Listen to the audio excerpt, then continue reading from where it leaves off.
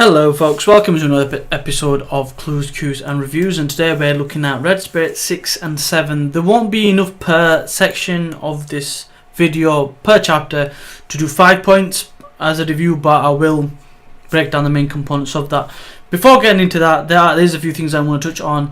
I've always been looking to add more series to my playlist on my review schedule. The two that I've always wanted to do are Haikyuu and Shoma.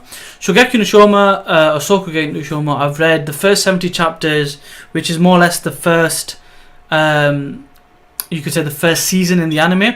So I will be doing a catch-up video once I've read up the relevant chapters for season 2, just so I could do that and move on to reviewing the manga as and when on a regular basis.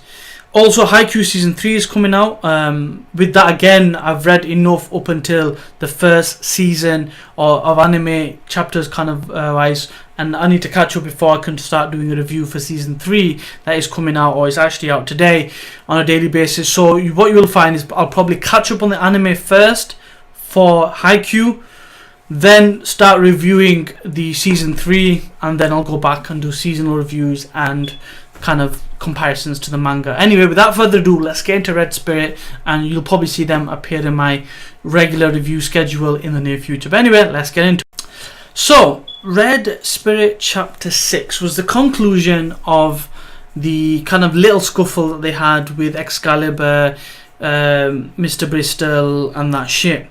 So the first thing that happens is Tatsu gets on board, wants a ceasefire. Mr Bristol, Mr. Frederick Bristol, whatever his name is, I'll call him Mr. Bristol. Basically, he's a pain in the ass. He isn't very nice, and he goes, "Why would I want to kind of belittle myself in dealing with cattle?" He pulls out this crazy-looking lance, and he says he can use syringes that have the power of 10 Thundercore people, and he ejects like 3 or 4 into them, and he shoots Tatsu with it, full of electric, and basically this is meant to hurt him, but Tatsu retaliates. He absorbs it all and gets him back. At the end of it, he basically takes wine, takes the lance, and is on his way. And a few different things that come from this though. There's a humor, like funny scene with the whole wine, with Tatsu being a kid. He obviously doesn't know what wine tastes like, and he can't understand the taste buds of adults basically, and gets teased by this even in chapter 7, but I'll get to that then. The main thing really is kind of looking at the ideology and maybe the motives of Tatsu. He's a little bit naive in his approach at this moment in time, but he's passionate, he has resolve, and he does what he needs to do to win. So there were the few things I've kind of garnered and gained by looking at this chapter. Not a lot happens beyond that, other than the point of one of two things. A, we've got this funky weapon, and B, the whole thing with the syringes, which I found a bit low, that they could put a certain unit or number of people and say, "Oh, this is the equivalent of 10 people, and you're cattle, and you're not more, worth more than being a battery." So I found that to be, I didn't like that. It didn't sit well with me. It was a bit of a darker look at things, but this is the world that they live in, where the higher ups see the Thundercore people like that. But he dealt with it. He did damage, put him out of commission, and he went on his way. So that is pretty much chapter 6. Now, chapter 7 did a lot more for world building and introduced another character, Alfred McKines. So let's talk about the world building side of it. So there's 2 things I will mention. An Albion kingdom is an area or a place that hasn't been under the influence of Edenia, a so-called free country or kingdom at the moment. So it's important to know that the Edenia hasn't taken over the world. It is just a vast empire and is making strides to do that, which is to do with war and why they're building up their power. So that's number 1. The underground city is another place which they haven't gone to, but they said that is also a place where you could potentially gone to, which is like the black, I'm thinking black market, underhanded trades, things like that, which is potentially where we might find someone like a Thundercore person being sold or as a slave.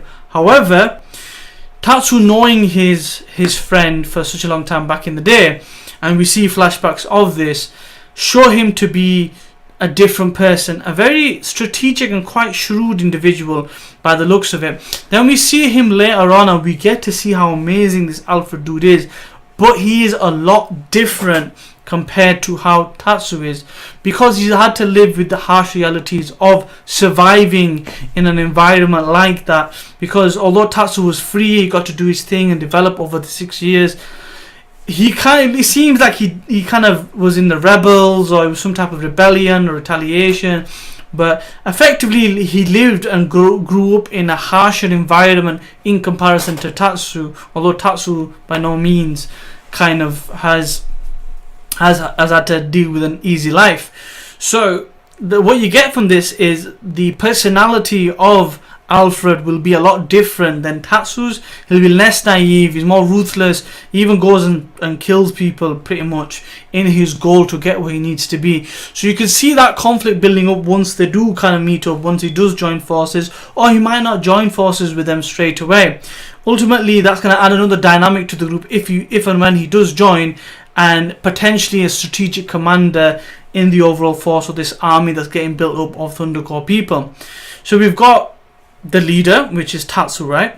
We've also got Mono, it's effectively like a battery or a backup supply, kind of like if they needed a quick power surge, like in One Piece with the coup de burst and use the cola. With Frankie, it's a similar kind of thing where Mono could be used potentially to be a diversion, to get away quickly, or to power up a weapon if they needed to, as and when the situation arises.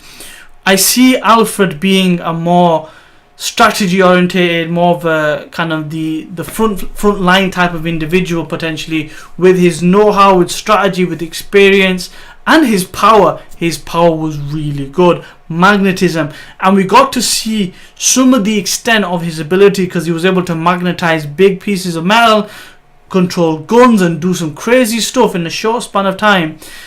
And we just seen a glimpse of it. So the possibilities of having him on board is brilliant, although there's going to be some conflicts because of difference in nature now, difference of opinion, strategy, mindset, personality clashes. So much is going to happen. But we now have a new target, the Nalbian Kingdom, looking for Alfred McInnes, and hopefully we'll get to see that coming forward in the next couple of chapters. So more world building, the underground city, Nalbian Kingdom. We now got another character that he's looking for, Alfred, Al, the older brother as far as he's concerned. Let's see how this plays out in the next couple of chapters. So a short review for both of them. This one is a little bit longer because I'm more excited about it. We'll have to wait and see. Still in the world building stage of these chapters. Let's see what happens next. That's all from me. Hope you enjoyed the review. Let me know what you thought in the comment section below, and I'll see you next time. Peace.